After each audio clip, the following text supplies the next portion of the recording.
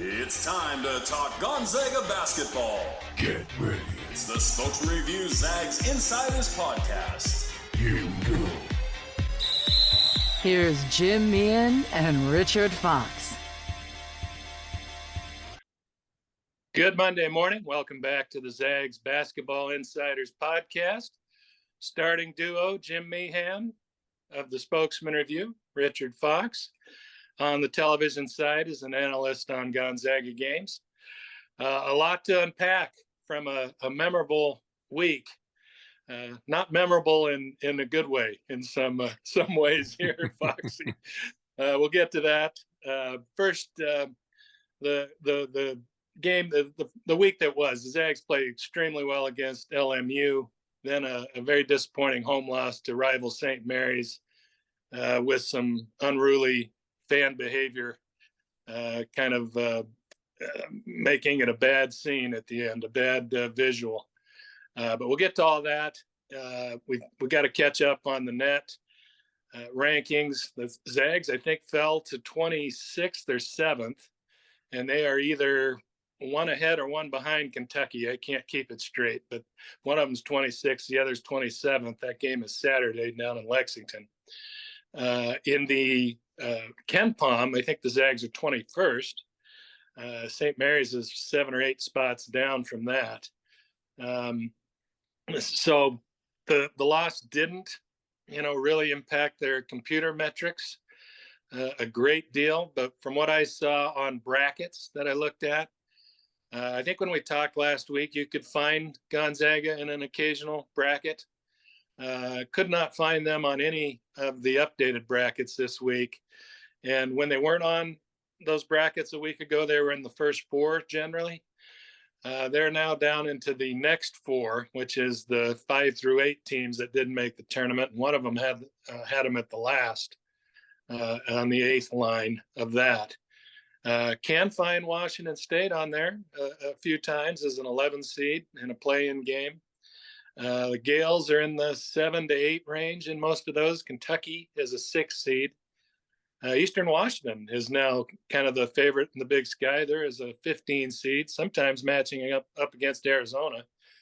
But no Zags to be found, and maybe what that loss did is make the at-large path extremely difficult. Almost have to sweep out, and not sure that's going to be enough. Zags still sitting with no quad 1 wins. Auburn now has a quad 1 win after their weekend. So they were the only team in the top 30 that didn't, besides Gonzaga. St. Mary's, I believe, is 4-3 in quad 1. So I guess, obviously, the loss had an impact on the bracket projections. Kind of put them in a win, or you better get her done in the WCC tournament situation. What do you think, Foxy? Yeah, I think obviously winning Saturday night gives you some breathing room, I think, when it comes to the tournament. I think it's more likely than not that breathing room is gone. I think you're going to have to go into Vegas and probably win that. Yeah. And I understand that they've got another great opportunity down in Kentucky this weekend, and on the road, San Francisco, and at St. Mary's. So there are opportunities to get a quad 1 win left on their schedule. But just, after Saturday, I think any optimism that this team is definitely going to get that done is probably in question. I think you go into all those games having real concerns about whether or not they can get it done. Just the chance to get one on your home floor, that's gone now. You're going to have to do it the hard way on the road. Yeah. Let's go through last week. Opened on a very positive note with Gonzaga taking care of Loyola Marymount by, I think, 92-58 was the final count. Did not expect that. I thought LMU, especially after winning by a point here last year, and a lot of those same pieces, very physical team, lots of experience. Of course, the return of Dom Harris, as we wrote about and talked about quite a bit.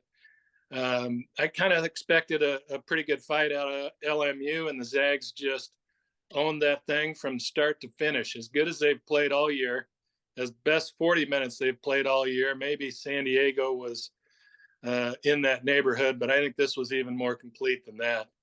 Way they guarded, until it got real late and real out of hand. They gave up some buckets, but just domination from start to finish. Did that one take you by surprise, Richard?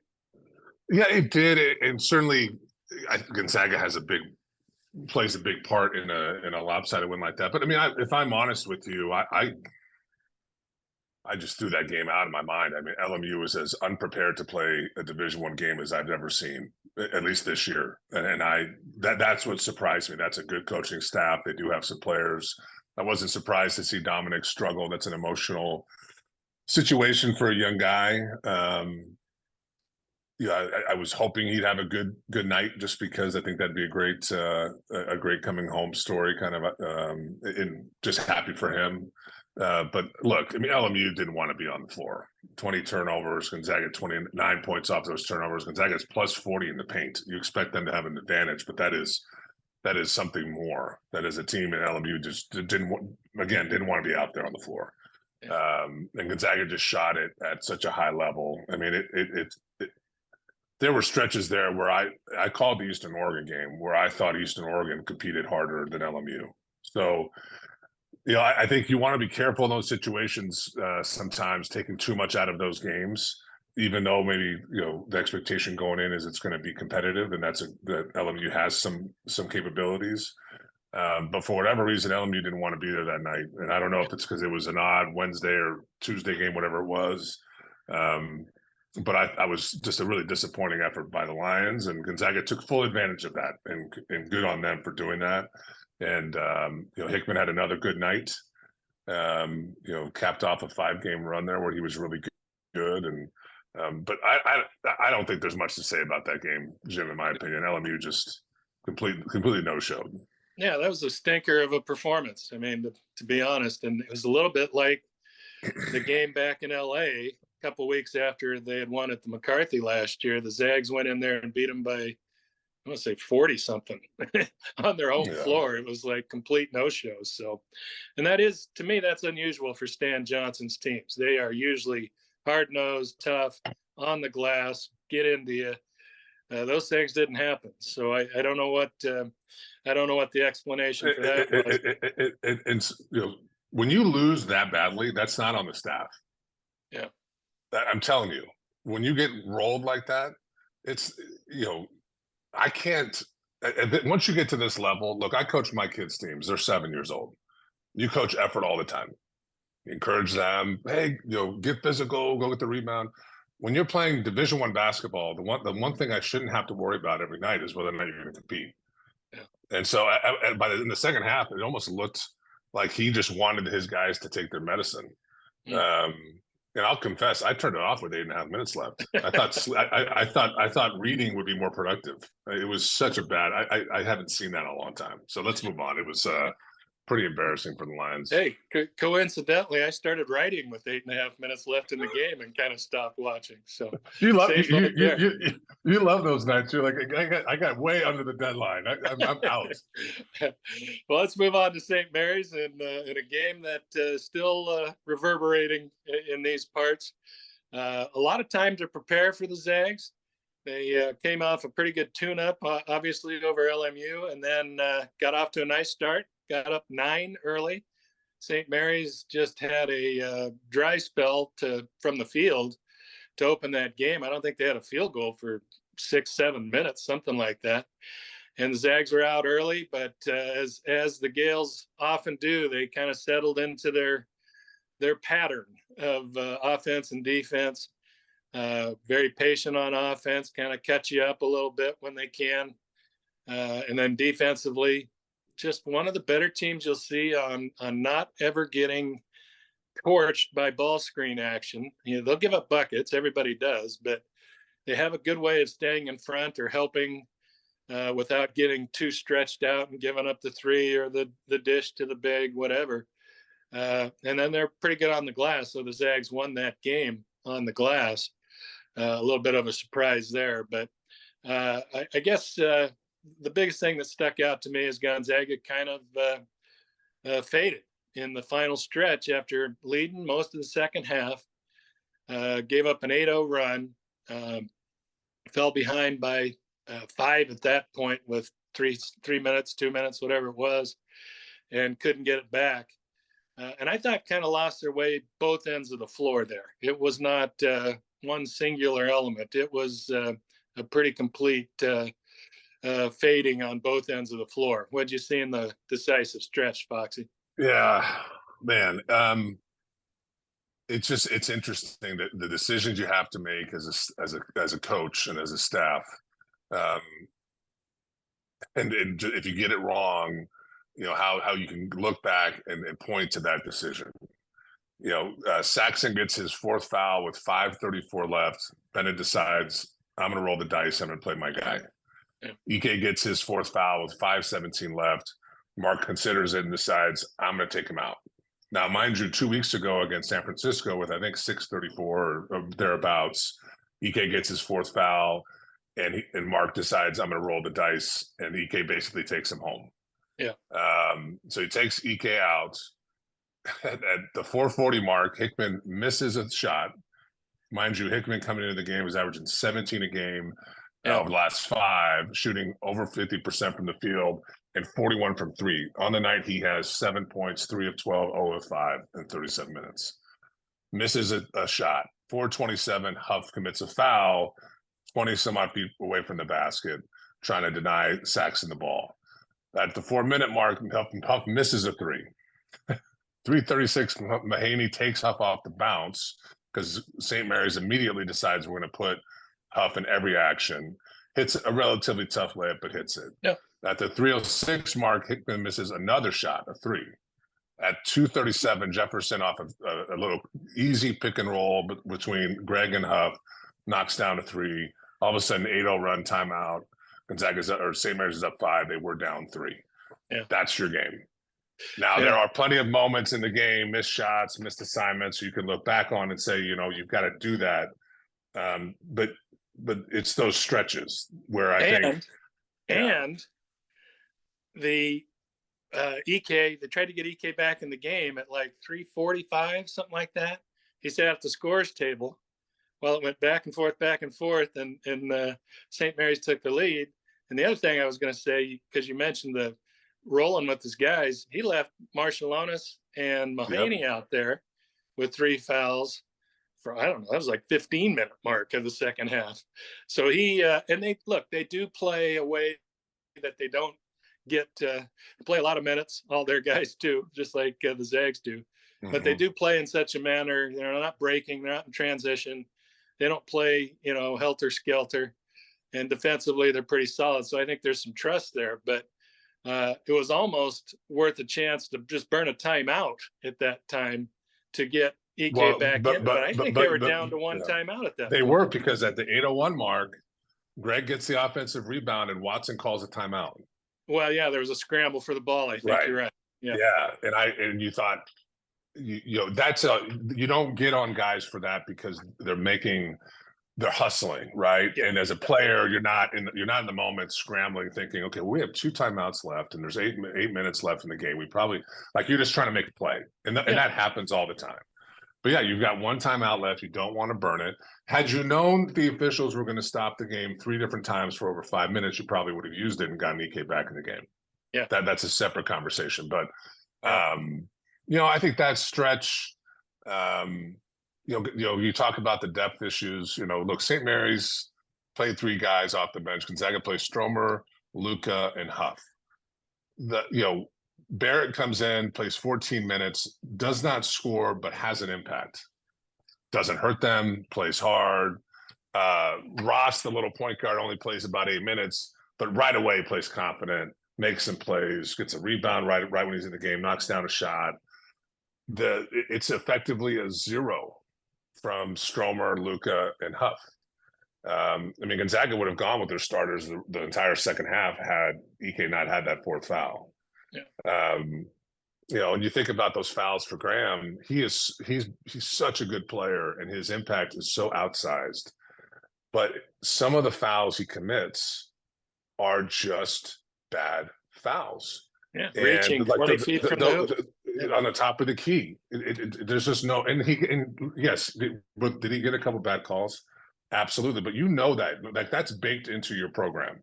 I'm going to have, EK, you're going to have at least one, if not two calls a game that are bogus.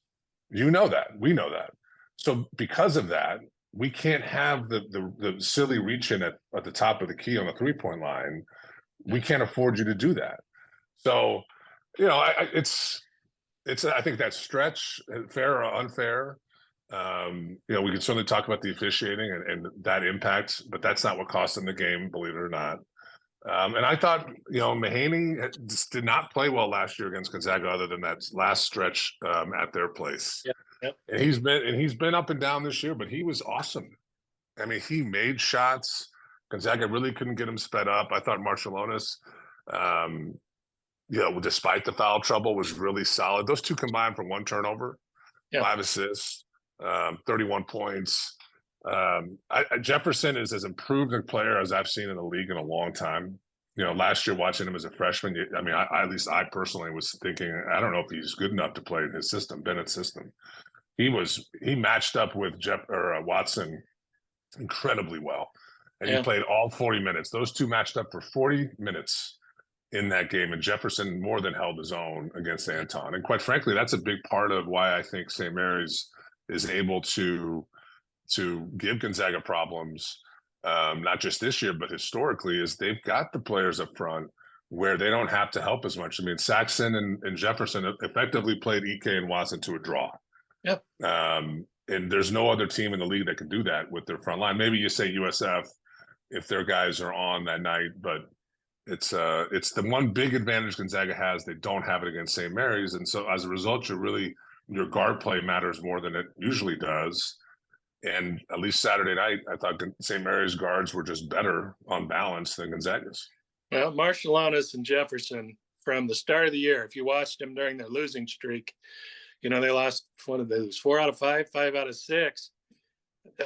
From where they were then to where they are now, I mean, they look like, veteran guys that are going to get you 14, 15 a game. Jefferson had double-digit rebounds. Marciulionis is a playmaker and a great defender. He is physical defending. And another reason they stood up to Gonzaga's offense pretty well is he did a nice job on Nembhard.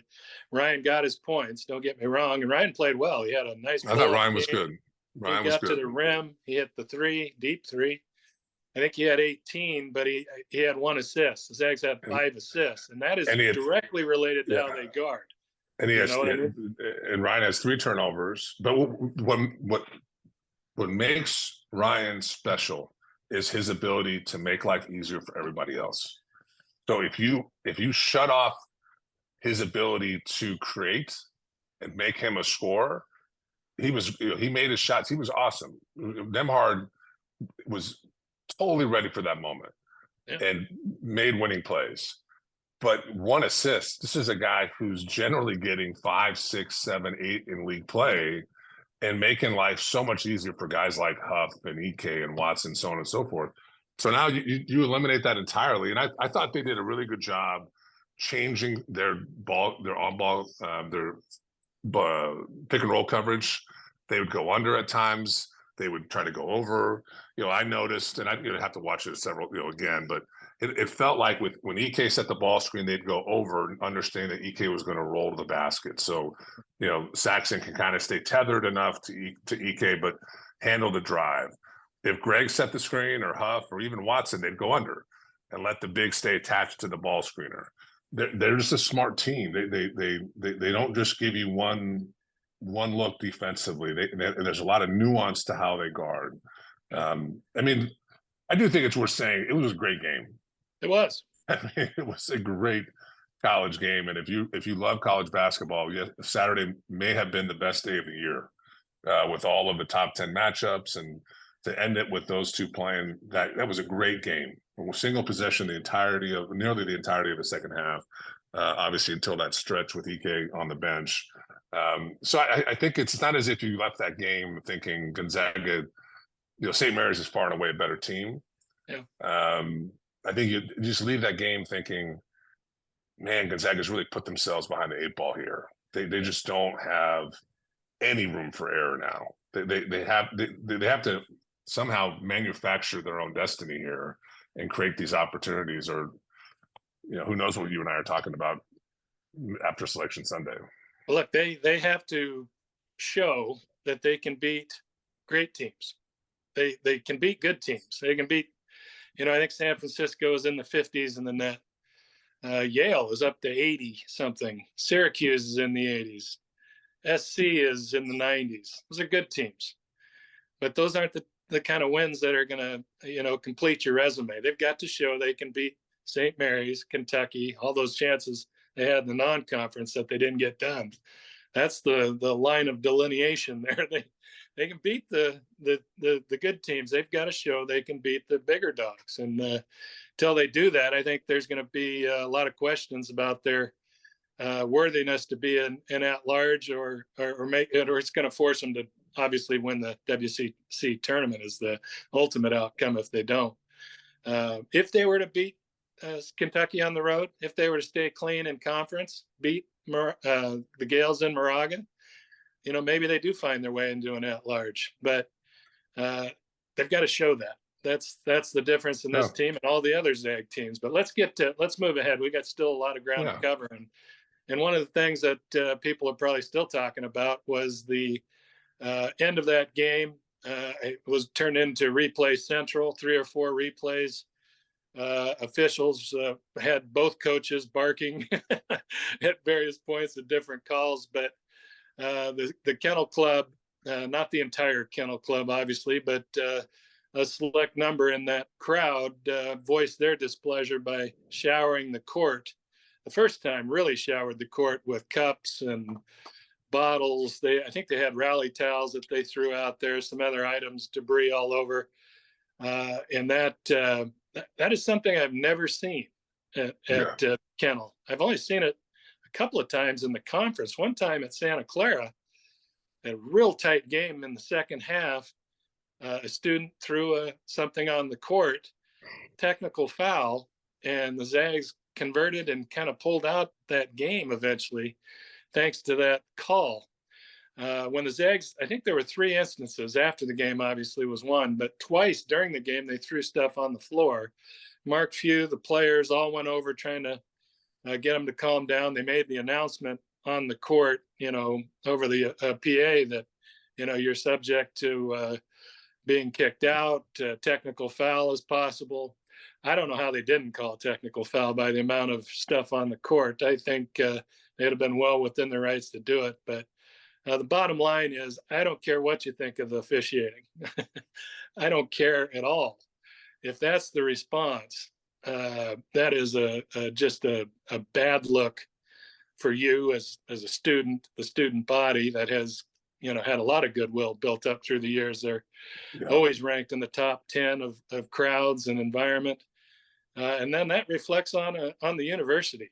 And that's a nationally televised game. And that just all the way around, those last few minutes were not the finest for the Kennel Club. Very disappointing to see that. You're a player there. You've covered games there for 20 some years. What was running through your mind when you saw that happen? Oh, yeah, I've never seen that before there. I've seen that in Europe, but that's kind of the charm of Europe. I mean, you can't do that. And certainly I think the officials lost control of that game, but there's to your point, there's just no excuse for that. You can make yourself felt, and with the volume in which you express your displeasure. You can even yell at officials, but you can't throw items. It's not only a bad look, but it's a safety concern. Yeah. It absolutely should have been a technical foul. I mean, this is college basketball, so there won't be, I doubt, any explanation from anyone anywhere about why that crew didn't do that. I thought Bennett held it together. Quite frankly, both coaches did a good job of controlling themselves, because they both had plenty of opportunities to lose their mind with how that game ended from an officiating perspective. Yeah, and I say again, that part, I mean, you can debate the officiating. It was not the finest night for those guys, but the reaction is what I was after. Yeah. No, and I agree with you, but I want to commend Bennett and Few for the way that they handled it, which is professionally in controlling their own emotions. I mean, how often do we see coaches lose their minds? But for the student body to do that, I agree with you. It's a terrible look. I'll be interested to see what, if anything, the athletic department can do about trying to eliminate that from happening again. I go back and forth between thinking you want to do something, if not dramatic, certainly forceful, or is it just a reprimand and try to hope that it doesn't happen again? Because it is pretty uncharacteristic of that kennel club, and I'm not sure you want to necessarily want to overreact. But it's a bad look, national TV, and we'd be talking about it a lot more had they called the technical foul, put it that way. Yeah, boy, you wonder what the reaction would have been if that happened. It would have been bedlam in there. But yeah, just a bad visual, and too bad. And I'll say one other thing is, Mark was asked about the replays and did not get after the officiating at all. He did call it a tough game to officiate, and it is. When those two teams play, the physicality and especially on the interior, I mean, it's a tug of war in there. And he did not, cast any negative comments towards the officials. Said they did a good job given the circumstances. They let them play, all those things. So I think you're right. The coaches, teams handled it a lot better than maybe 45, 50 kennel club members did. So yeah, I just there's no benefit for Mark to call out the officials, right? The game's over, and it is what it is. And I do think that on balance, up until that goaltend call, they had done an exceptional job. That was a physical game. They let guys play. They're always going to miss some calls, but I suspect you and I might disagree here. I don't know why officiating is like the third rail in college athletics. It's okay, in my opinion, to say the officiating was poor.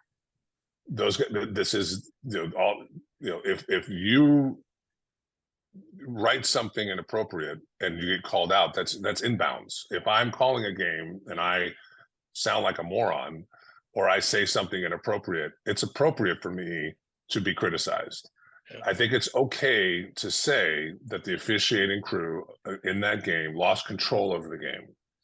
And, these are people. And sometimes the game can be too much for a crew. And it felt like down the stretch, that game was too big and too chaotic for them. And I don't know why we can't talk about that without, that doesn't mean I'm co-signing how the kennel club reacted, put it that way. Yeah. But there's no foul on Greg's layup. It's a goaltend. There's no foul, but they still call it, as they say, the ball doesn't lie. Greg misses the free throw. Meehan is out of bounds. And if you see the replays on television, the officials are looking at it. Yeah. That's a missed call. But the reason it became so chaotic is because these officials are the replay is such a crutch now. They wanted to confirm Meehan knocked it. Was A, a three, and B, within time. He was like 3 feet behind the 3-point line, and the buzzer sounded with the ball in the air. These officials are unable now to trust their eyes. If they know they can get to a replay, they will do it. Yeah. So now you stop the game for 5 minutes. That's a 30-second review.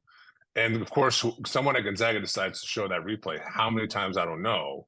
And it just what's a kettle pot just becomes hotter and hotter and hotter. And then the last call, you've got Saxon and Watson bear hugging each other. Yeah. I mean, literally, like that. It was a bear hug.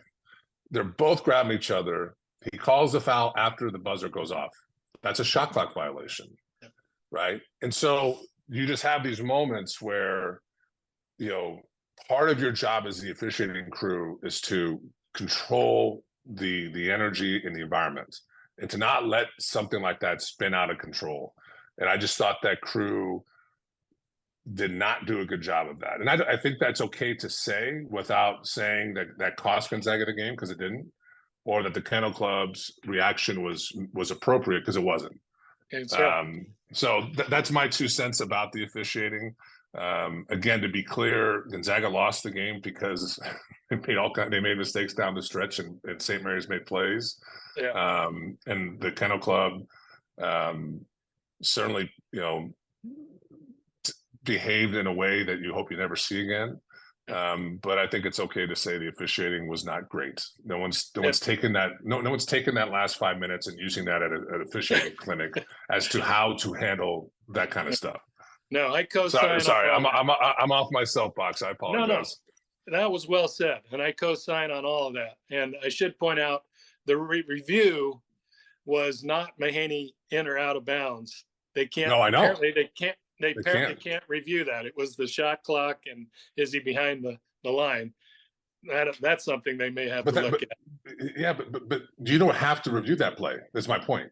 No, I know what you're saying, but right? I think people are wondering why it was reviewed, and they see Mahaney's feet out of bounds. That was not part of the review. Couldn't be reviewed. So, there was some, as we said, that was debatable. The last 3 or 4 minutes, those calls were just one after another, and then trips to the replay center. There were it took forever to get through that game. So let's go on. We said our piece. I think you said it very well, Richard. Thank you. I appreciate it. Thank you. Yeah, week ahead. Portland and Shante Leggins come into town. They've got they've got a nice starting 5. They got a nice young freshman in Harris.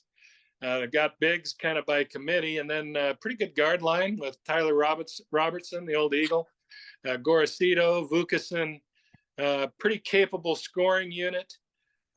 Haven't been very good defensively. A game the Zags will be heavily favored in. We'll just touch on this real quick because we got other stuff to hit. But just a quick thought on what you might expect out of Wednesday's battle. Well, look, it's and I don't know if it was you or Theo had talked about the bottom half versus the top half of the league and just the records and all that. But I think is Portland the best of the bad bunch? Maybe, it doesn't matter. What matters is I'm going to be watching the approach for Gonzaga. Yeah. Is how does this group look after what is legitimately a massive gut punch? Because for all the things we've talked about, the officiating, St. Mary's, how they played, that stretch with EK on the bench, Gonzaga came to play and played hard. And you put in a lot into those games emotionally as a player and as a staff. And you had this long week to prepare. It wasn't like you had 2 days. So you've got 4 or 5 days where you're thinking about St. Mary's, and then you lose the way you lost. What I want to see is I believe that game's on Wednesday. What does Gonzaga look like? Do they have energy? Are they dialed in? Or does that look like a beaten up team? Kind of emotionally, spiritually, and then to layer on top of that, you've got Kentucky on Saturday. Yeah. So it's human nature to say, look out to that game and get excited about that game. You're playing at Rupp Arena. It's another opportunity. You as a team understand that you're running out of those opportunities. So to me, that's really what I'm looking for. Portland on balance isn't a great team. They do have the ability to score a little bit. They'll shoot it fine. But I'm more interested to see how Gonzaga looks. What's their body language? How's their energy level? Because those tough losses at home or anywhere can take a lot out of you. Yeah. Kentucky on Saturday. This is a team that's having their own rough patch that they're going through. They've dropped a couple in a row. They got kind of worked at home by Tennessee the other night. Every time I checked in on the game, they were down 10 or 12. A typical Kentucky team in that they've got a great freshman class. They've got, NBA talent all over the place. They've got lottery picks. They've even got some experience through the portal and just guys who've been in the program. But they've kind of have a pattern to their team as well. They score it very well, shoot the 3 a lot better than some of the Kentucky teams you might have seen. But defense has not been their strength. Is this going to be a shootout on Saturday? Can the Zags keep up with them in a shootout? It's going to be tough. Look, Kentucky's 3 of 4 in the last 7. They're really, really good offensively. One of the best three-point shooting teams in the country. They take care of the ball, top 3 in the country in assist to turnover ratio. But you're right, they're not high level defensively. Which is not with Calipari, I think you associate his teams with being really good on that end and struggling to score. And that's, the last few years, that's been a big problem for Kentucky is they haven't shot it well. They've struggled to score. But I think it's important to note that the SEC is not the WCC. And, they beat Carolina early in the year. They have some good wins. And what they do have, Jim, is they've got legitimate depth. They've got eight guys who play 19 plus minutes, and that doesn't include bigs. Yeah. Yep. And that doesn't include I'm not gonna be able to say his name, Ugana on so anyhow, he's only played 12 games, but he's a 7-footer, and they just brought in this kid, the Big Z, they call him, 7'1", who I don't think he played against Tennessee. I watched a lot of that game. Yeah. So they've got 10 guys that can play, but 8 guys, and these guys, they all play, and they play fast. And what they do have is they have incredible length. And they do have they kind of have much like Gonzaga, a stable of guys inside. The difference is they're all 7-foot-ish, get their elbow at the rim, are physically pretty dominant players. So it's going to be interesting. I mean, look, Mark's not all of a sudden going to, unleash Luka and say, go play 15 minutes. So you have your 5, and I think it's going to be a lot like St. Mary's. You might see Huff and Stromer get 5 to 8 minutes. But you're going to roll in there with your 5 guys and see what happens. Look, they're not going to win if they don't make shots. It's remarkable. In the 6 losses, they're shooting 20% from 3. Yeah. In their wins, they're shooting 37. In league, when they've won, they've shot 40. Now, someone at home might be saying, well, obviously, when they lose, they don't shoot the ball well. But it's not as if you can look at these games and say, well, they shot it okay against UW, but they got annihilated on the glass. Or they shot it okay against UConn, but they just couldn't guard them. It's the same thing every time. Yeah. So, and they're on the road. It's going to be a loud environment. It's a big arena. If it sounds simple, but it's one thing. We always say you got to make shots to win games, and Gonzaga gets quality looks. But if they just can't hit the broadside of a barn at Kentucky, it's going to be a rout. They have to find a way to knock down some threes on the road against a good team. And I think if they can shoot 32% against Kentucky, I actually think they have a chance to win. Yeah. No, I agree. It's going to be a hard game. It's going to be a hard game. They need easy points at times. If they're working for every bucket like they had to work against St. Mary's, not saying this will be the same against Kentucky, but 40 minutes with basically a 5-6-man rotation, maybe 7, that is going to be awfully difficult to ask guys in the closing stretch, like you have in all these close games. They're on minute number 37, and they're tired and played hard, and they were playing 1-2-2 the other day too. They played a lot of full court pressure. So that's a big ask to come through when the game's on the line at the end. So if they can find a way to get them some rest, that may be the chance they have to pull one out at the end. I don't think there's going to be a blowout either way, but that depth of Kentucky, big factor hanging over that game. We'll get out of here on this, Foxy. You're a Denver Broncos guy. I'm a Los Angeles Rams guy. We do not care for a Kansas City, San Francisco matchup. No. Just eats away at our liking of football. We want to see the Rams and the Broncos out there. But if you had to pick, who are you going with? I'm going to go Niners. I think it's their turn.